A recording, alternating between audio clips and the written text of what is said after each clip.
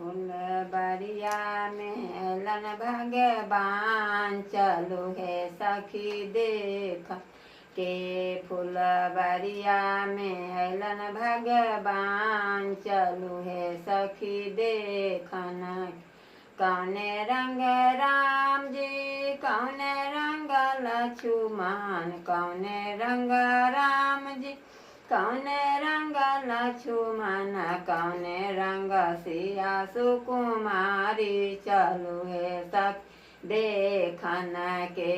कौने रंग सिया सुकुमारी चलो है सख देखन के।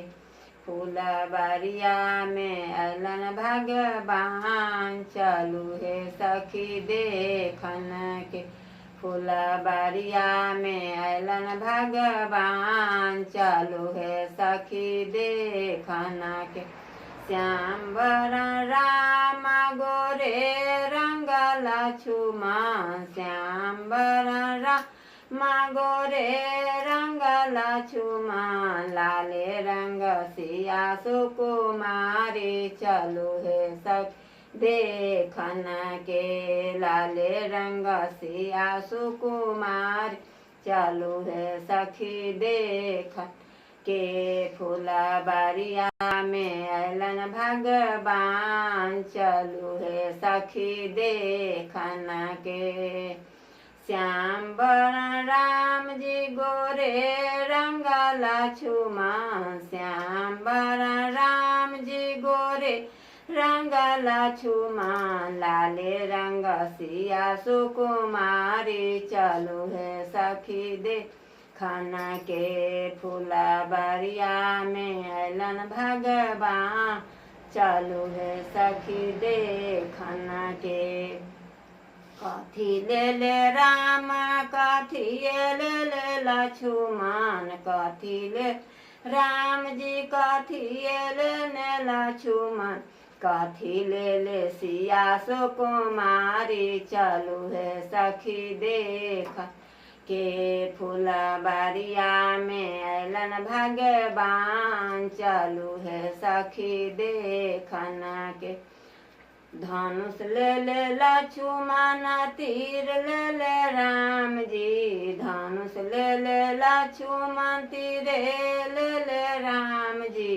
आरती ले ले सिया सुकुमारी चलो है सखी देखन के। आरती ले ले सिया सुकुमारी चलो है सखी देखन के। फुलबरिया में अलन भगवान चलो है सखी देखन के। कथी लागी तीर कथी ला धनुष कथी ला तीर कथी ला धनुष कथी लागी आरती ले ले चलो है सखी देखन के। कथी ले ले आरती ले ले चलो है सख देखन के।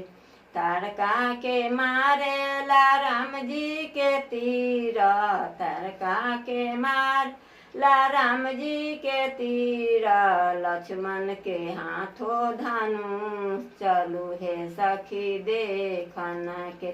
फुलबरिया में अलन भगवान चलो है सखी देखन। आरती ले ले सिया सुकुमारी चलो है सखी देखन के।